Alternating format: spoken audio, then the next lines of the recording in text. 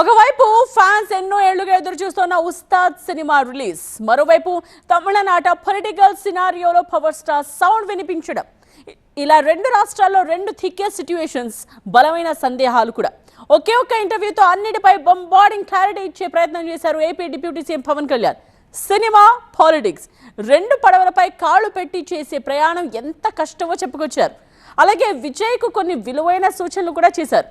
ఎంత చెప్పినా ఇప్పటికీ కొన్ని కన్ఫ్యూషన్స్ లైవ్లోనే ఉన్నాయి. ఇంతకీ ఏంటవి? దళపతి విజయ్ కు పవన్ పొలిటికల్ డైరెక్షన్.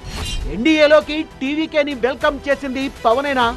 ఎన్టీఆర్, చిరు, పీకే ఏ మోడల్ బెటర్? జననాయకన్ కి ఓజీకి ఆ లింక్ ఏంటి? అరవనాట వైరల్ అవుతోన్న పవన్ సౌండ్. జనసేన ఆవిర్భావ దినోత్సవాలు, అటు ఉస్తాద్ సినిమా ప్రమోషన్, తెగ బిజీగా ఉన్నారు పవర్ స్టార్ పవన్ కళ్యాణ్. రోజుకు 16 గంటలు పనిచేస్తున్నానన్న పవన్ చిన్న గ్యాప్ తీసుకొని తమిళనాట ఒక టీవీ ఛానల్ కి ఇంటర్వ్యూ ఇచ్చారు. తమిళనాడు రాజకీయాలు, విజయ్ అరంగేట్రం, సినిమా సెన్సార్ కష్టాలు, తన పొలిటికల్ జర్నీ, ఎన్డీఏ కూటమితో ఉన్న రిలేషన్, హిందుత్వ నినాదం, ఇలా అన్ని టాపిక్స్ ని టచ్ చేశారు. టీవీకే పార్టీ చీఫ్ విజయ్ ని ఎన్డీఏలోకి ఆహ్వానించే బాధ్యతను పవనే తీసుకున్నారన్న వార్తలపై ఏమంటారు అని ఆసక్తిగా చూశారు జనం. కానీ విజయ్ కి 80 సీట్లు, డిప్యూటీ సీఎం పోస్ట్ ఇస్తామన్న ఆఫర్ మీ నుంచే వెళ్ళిందా?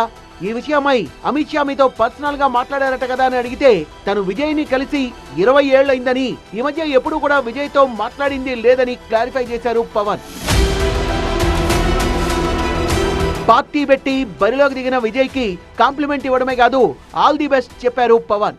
విజయ్ ఎన్డీఏ కూటమిలోకి వస్తారా అన్న ప్రశ్నకు స్పందిస్తూ, విజయ్ ఒక మంచి వ్యక్తి, సమాజం పట్ల స్పష్టమైన అవగాహన ఉంది, దేశాభివృద్ధిని కాంక్షిస్తే ఎన్డీఏ కూటమిలోకి బేషుగ్గా రావచ్చు, మనస్ఫూర్తిగా ఆహ్వానిస్తారన్నారు పవన్ కళ్యాణ్.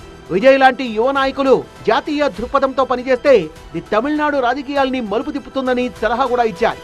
సనాతన ధర్మాన్ని, ఆధ్యాత్మికతను విస్మరించి చేసే రాజకీయానికి మనుగడ లేదని, ద్రవిడ రాజకీయాల్లో మార్పు రావాల్సిందే అని బీజేపీయేతర పార్టీలను సున్నితంగా హెచ్చరించారు కూడా.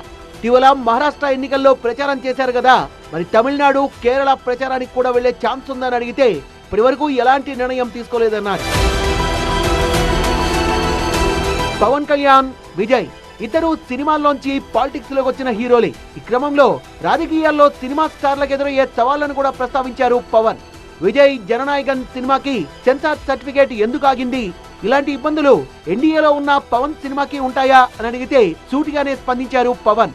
జననాయకన్ విషయంలో సెన్సార్ బోర్డు దగ్గరే మిస్ హ్యాండిల్ అయిందని, కేంద్ర ప్రభుత్వాన్ని విషయంలో ఎలా తప్పుపడతారని ఎదురు ప్రశ్నించారు. క్లీన్ సర్టిఫికేట్ కోసం వాళ్లే కోర్టుకు వెళ్లి ఎన్డీఏ ప్రభుత్వంపై నెపం వేయడమేంటి అని కౌంటర్ వేశారు.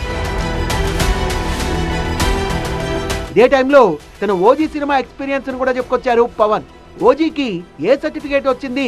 మీరు మోదీ టీంలో ఉన్నారు కదా, ఏదైనా లాబియింగ్ చేయొచ్చు కదా అని నిర్మాతలు తన దగ్గరకు వచ్చారన్న పవన్, ఓజీ సినిమాలో వైలెన్స్ ఎక్కువగా ఉంది గనుక ఏ సర్టిఫికేటే వస్తుంది, సినిమాల విషయంలో రాజకీయ జోక్యం ఎలా ఉంటుంది అన్నారు.